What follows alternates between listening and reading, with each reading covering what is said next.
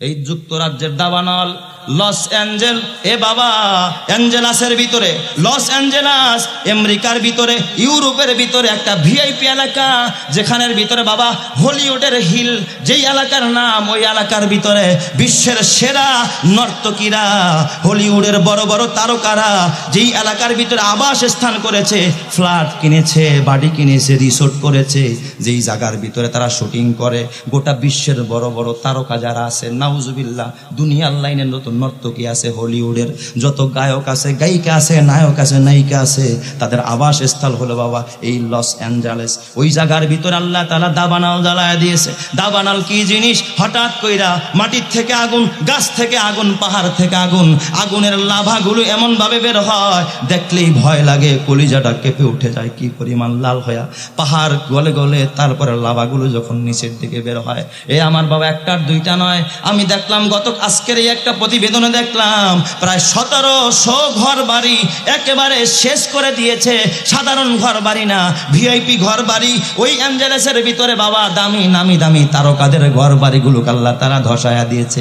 যেই জায়গার ভিতরে হতো মদের আড্ডা বসত, যেই জায়গায় জিনার আসর বসত, যেই জায়গার ভিতরে অন্যায় আর অবিচার, এমন কোন অন্যায় নাই ওই জায়গায় হতো না। সে বাবা সুইমিং পুল আছে, যেখানে রিসোর্ট আছে, দিনে দোপারে জিনা হয়, ব্যভিচার হয়, নারী পুরুষের অবাধ মেলামেশা হয়। ওই জায়গার ভিতরে বলেন তো এই আল্লাহ তাআলা দাবানল দিয়ে আসমান থেকে গজব পাঠায়া দিয়েছেন যিনি, তিনি কে? আরো জোরে বলেন না তিনি কে? কিন্তু বাবা কসম আল্লাহর, ও যুবক ভাই, তুমিও গুগলে সার্চ দিয়ে দেখতে পারো রে বাবা, ওই অ্যাঞ্জেলেসের ভিতরে, লস অ্যাঞ্জেলেসের ভিতরে শত শত ঘর বাড়ি পুড়ে গিয়েছে, কিন্তু একটা মুসলমানের ঘর আছে। এই মুসলমানের ঘরের ভিতরে এক সাংবাদিকের প্রতিবেদনে দেখলাম একটা কোরআনও ছিল। কসম আল্লাহর, দাবানলের আগুনের ভিতরে সব পুড়ে ছাই হয়ে গেছে, কিন্তু মুসলমানের ঘরের একটা আঙিনাও পড়ে নাই, একটা গাছও পড়ে নাই। এটা কোরআনের বরকত, এটা ইসলামের বরকত, এটা ঈমানের বরকত। কথা ঠিক না ব্যাঠিক? জোরে কান। এ আমার বাবা, শুধু তাই না, আল্লাহ তাআলা যখন দেখলো ওই মাজলুম ফিলিস্তিনিদের রক্ত নিয়ে যারা চিনিমিনি খেলে, এই আমেরিকা মোড়লগিরি করে যারা ওই ইসরায়েলদেরকে কুত্তার মতো লেলিয়ে দিয়েছে, আর যাদেরকে সহযোগিতা করতেছে দূর থেকেই ভারতের এ বাবা গরুখোরেরা, গোমুতখোরেরা, কসম আল্লাহর, এই সমস্ত দাদা বাবুরা এবং আমেরিকার ওই সমস্ত মোড়লেরা যারা ইসরায়েলকে সাপোর্ট করে, কসম আল্লাহর, যার দেশের ভিতরে এত অন্যায় অবিচার, নিজের দেশ সামলাইতে পারে না, আল্লাহর জমিনের ভিতরে মাজলুমের রক্ত যখন জমিনে পড়ে, এই জমিন থেকে আল্লাহ তাআলা জালেমের উপরে আযাব আসমান থেকে পাঠায়া দেয়। কথা ঠিক না ব্যাঠিক? জোরে কান। এ আমার বাবা, এই জন্য খবরদার, খবরদার, তোমার আমল যেমন হবে আসমানের মালিকের ফয়সালাও কিন্তু তেমনই হবে। ওয়ামাকারু মাকরান কুব্বারা। কি চক্রান্ত করবি, তোর থেকে বড় চক্রান্তের জবাবদাতা একজন, তিনি কে? আরো জোরে বলতে হবে তিনি কে? ওই আল্লাহ এখন আসে না নাই? আরো জোরে বলতে হবে, আসে না নাই? দেবর ভাবির দিকে নজর দেয়, প্রতিবেশী মেয়ের প্রতি নজর। সমাজে পরকিয়া বাড়ছে না কমছে? জোরে বলেন, কমছে না বাড়ছে? এ বাবা, হাসির খোরাক দেই না, এটা কিন্তু তোমার আমার জীবনকে সংশোধন করার খোরাক।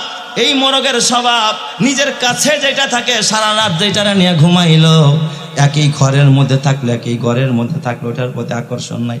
ওর আকর্ষণ বাড়ছে 3 বাড়ির ওই পাশে। এই বেড়ায় সাইনারা মারে, লাঠি দিয়া পিটান মারে, ঠ্যাং ভেঙে ফেলায়, তারপরে দৌড়ে ওই বাড়ির মুরগির পিছনে গুর গুর গুর গুর করে। কথা ঠিক না ব্যাঠিক? জোরে কান। ওই বাড়ির মুরগি ছাড়া আর ভালোই লাগে না, সারাদিন ওখানে গল্প কয়, কিও খাইতে আও না যায়, এত কিনো অফিস ছুটি হয়েছে কবে? কয় না, একটু রাস্তায় বন্ধুর সাথে গল্প করছি। আসলে বন্ধুর সাথে করছে না, বান্ধবীর সাথে। আল্লাহ জানে তুই কয় নম্বরের বাটপার, কয় নম্বরের সিটা। খবরদার বাবা, কষ্ট নিও না, কথাগুলো তোমাদের দিলে লাগতে পারে বাবা, কিন্তু এ যুবক, এ যুব সমাজ, এ তরুণ তরুণীরা, তোরা যদি ভালো হয়ে যাস, কারণ তরুণ সমাজ যদি ভালো হয় এই এলাকা ভালো হয়ে যাবে, যুবকরা যদি ভালো হয় এই এলাকা ভালো হয়ে যাবে। কারণ ক্লাব চালায় যুবকরা, সিনেমা চালায় যুবকরা, চুরি করে যুবকরা, ডাকাতি করে যুবকরা, মাহফিল দেয় যুবকরা, মসজিদ বানায় যুবকরা, প্যান্ডেল করে যুবকরা, মাইকিং করে যুবকরা। যেই সমাজের যুবক যত ভালো ওই সমাজ তত ভালো, যেই সমাজের যুবক যত খারাপ ওই সমাজ তত খারাপ। কথা ঠিক কিনা? এই জন্য যুব সমাজের ভালো হওয়ার দরকার আছে না নাই? যুব সমাজ ভালো হবে পকেটে মোবাইল দিয়া, হ্যাঁ? একটা নিয়ে এখন 2টা 3টা করে ঢুকায়। অথচ এই যে দেখবেন 1 গ্রাম 2 গ্রাম ওজন একটা টিস্যু পকেটে রাখে না, স্ট্যান্ড গান চালু করে রাস্তায় ঝাড়া মারা তারপরে চলে। প্যান না পাক। আমি একদিন এক যুবক, আইরে এত সুন্দর মানুষ, কটা দাঁড়িয়েও রাখছে, কই ভাই আসো নামাজে যাই। নামাজের টাইম আমি বাসা থেকে বের হয়ে মুসকে নামাজে, কয় না বুঝে আমার শরীর খারাপ হয়েছে। তোমার শরীর খারাপ মানে তুমি কি মহিলা মানুষ নেই? কয় না হুজুর ওই আর কি প্যান ভালো না।